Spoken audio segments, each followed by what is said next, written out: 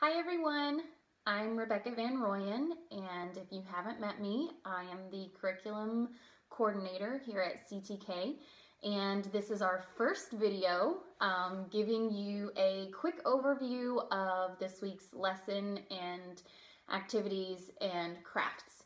So this week we'll be learning about the prophet Isaiah, and the big idea for this week is that God's love and mercy is present even when people are at their most sinful and disobedient. So it's about God's unconditional love for us. So the come together activity that you'll find on the curriculum, we will be doing something different. So this week we're going to start off with an activity about dreams. And I will bring out the fireplace that we have made. And so we're just going to pretend to be camping and have the kids lay down around it and say, okay, it's time to go to sleep, and really make it a big thing and fun.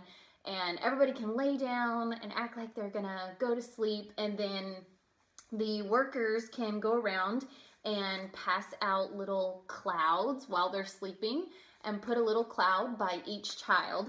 And then the teacher can wake everybody up and say, oh, what a great night's sleep. Did anybody have a dream last night? And then ask the kids to all just come up with like a little dream. So, you know, maybe they wrote something super simple like, I was eating ice cream. Or it could be unicorns or whatever, but have them write down just a simple little one phrase sentence, not a huge thing, because sometimes kids can get really long in the stories.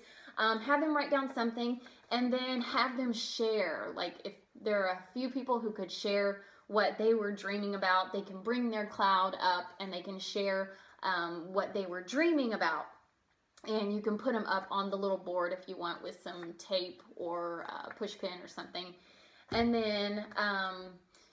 then you can talk about how Isaiah had some very special dreams, and they were from God. They were messages from God, and even some of his dreams were about the future. And then there's a Share Faith video that we will be using about the prophet Isaiah. It's a very nicely done video. And after the video, then we'll move into some review questions, and then whatever the teacher has extra for that, and some discussion. And there's an object lesson this week.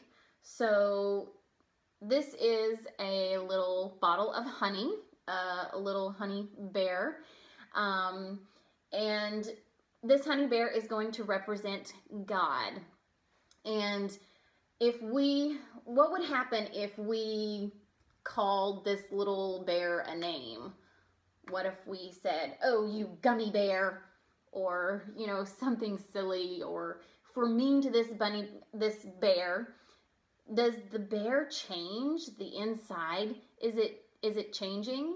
No, it's still honey, it's still sweet, it's still good, right? Even if we're mean to it, what would happen if we, you know, ignored it, or we laughed at it, or we threw it on the ground, or we stomped on it, or even if we took scissors and we cut it? We were so mean and we were hateful and we just ignored it and we were terrible to this little bear of honey. Would it change? No, it wouldn't. It would still remain just as sweet and just as wonderful and just as good. And God is the same way. Even though we sometimes ignore him, sometimes we might call him a name, sometimes we might disobey, or we might do things that really hurt God, but God still loves us just the same, and he never changes. So that's the object lesson, and I'm sure that this will go over well with the kids. Hopefully it will anyway. And then, so after the object lesson, it goes straight into the Bible verse. So the memory verse for this week is Isaiah 54:10. For the mountains may depart and the hills be removed, but my steadfast love shall not depart from you. So this is a great verse that talks about how no matter what happens, God still loves us. His love is unchanging, it's steadfast, and it is wonderful. And then, so from there, we are going to do a cakewalk for our memory verse. It's going to be a bit of a review for the memory verse. So there are clouds that will be set up, or that we will set up into a big circle, and they will have the words for our memory verse. So, for the mountains may depart, etc. However, there will be one with a star. So there will be enough clouds for every kid to be on one, and possibly some extra. And then it's done mostly like a cakewalk, so play music, and the kids go around and around and around until the music stops. Whoever lands on the star gets to choose a word from the memory verse. They can choose any word. Then the person standing behind them has to say the memory verse from that word. So, for example, the music stops and I land on a star. So I choose hills. So the person standing behind me has to say, "Be removed, but my steadfast love shall not depart from you." So that's how the game is played. So you can play several rounds of that, just until we've said the memory verse quite a few times and the kids can kind of memorize it a little bit more while playing a game. Kind of fun. So that is the review game. And then after that, the kids can break off into their groups, and for the kindergarten and first grade, they can go ahead and start the craft, and I did a separate video for the craft, and they can go ahead and start because it'll probably take them a little bit longer. They also have a color by number page if they get done with the craft early and they would like to do some coloring. There's a color by number page. For the second and third and fourth and fifth grade, there is another activity about unconditional love. So you can talk to the kids. This is also included in the curriculum. Talk to the kids about what is unconditional love.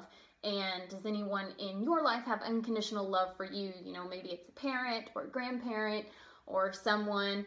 And how do you know that they love you unconditionally? And does God's love, is God's love for us unconditional? And how do you know that? And then talk about some examples and see if the kids can add in this discussion, like give some examples of times when it's obvious that someone loves you no matter what you say or do.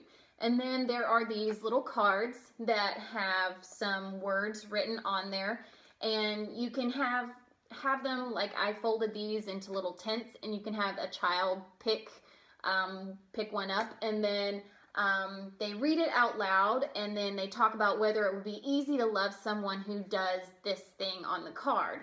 So this one says, lie.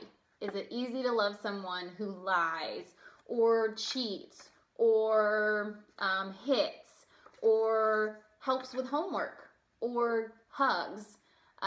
So some of them will be, well, yeah, that's easy to love. And the others is like, no, that's not easy to love. But then you can talk about how God loves us no matter what.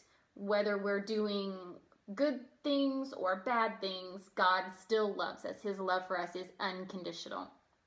And so this is a good one just for discussion for the second and third and the fourth and fifth graders.